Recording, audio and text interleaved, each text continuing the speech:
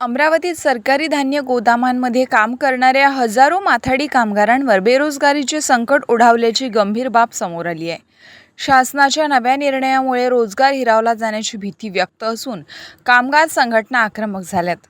सरकारी धान्य गोदामांमध्ये अनेक वर्षांपासून वजन करणे, माल उचलणे, वाहतूक आणि हाताळणीची कामे माथाडी कामगारांकडून केली जात आहे।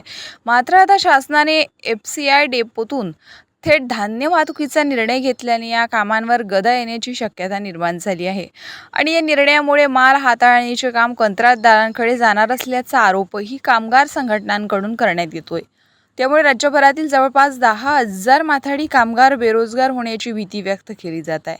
कामगारांचे रोजगार धोक्यात आल्याने अनेक कुटुंबावर उपासमारीची वेळ येऊ शकते अशी चिंता संघटनांनी व्यक्त केली आहे। Amravati transport and dock workers union Mumbai यांच्या वतीने शासनाकडे तातडीने हस्तक्षेप करण्याची मागणी करण्यात येते। वाहतुकीतील हाताळणीची कामे सर्व माथाडी कामगारांकडूनच करून घ्यावीत आणि त्यांचे वेतन संरक्षित करावे अशी मागणी यावेळी करण्यात आली। जर शासनाने या प्रश्नांकडे दुर्लक्ष केले तर राज्यभर तीव्र आंदोलन छेडण्याचा इशाराही कामगार संघटनांनी दिला आहे। एकीकडे रोजगार निर्मितीचे दावे केले जात असताना दुसरीकडे मात्र हजारो माथाडी कामगारांच्या बेरोजगारावर संकटांचे ढग दाटलेत। आता शासन या कामगारांना दिलासा देणार का याकडे सर्वांचं लक्ष लागून आहे। माझं नाव संजय नारायणराव बिस्नेर, राहणार नैवस्ती बडनेरा। बडनेरा शासकीय धान्य गोदाम इथे मी कार्यरत आहे हेल्पर म्हणून।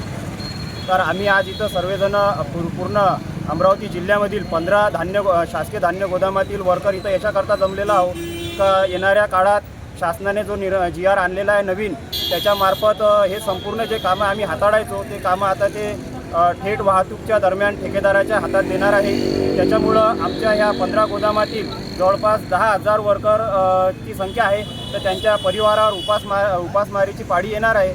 तर त्या कारणास्तव आज आम्ही इथं 25 आणि 26 आज दिनांक 25 आणि 26 या दिवशी आम्ही बंद पुकारलेला आहे, जेणेकरून आपल्या शासनाला आमची माहिती व्हावी, आमच्या मागण्या त्यांच्यापर्यंत पोचाव्या। त्याच्याकरता आम्ही इथं कलेक्टर ऑफिसला निवेदनसुद्धा दिलेलं आहे। काय मागणी आहे तुमची? आणि आमची मागणी ही आहे का त्याच्यामध्ये जे पूर्वरित जे काम चालू होतं, ज्या स्तरावर काम चालू होतं त्या स्तरावर ते कामं चालू राहू देणे, जेणेकरून आमच्यावर उपासमारीची पाळी येऊ नये। ठेकेदाराला याच्यात कुठेही इन्व्हॉल्व करू नये। म्हणजे जे वाहतूक ठेकेदार आहे त्यांच्याकडंच आमचं संपूर्ण जाणार होतं।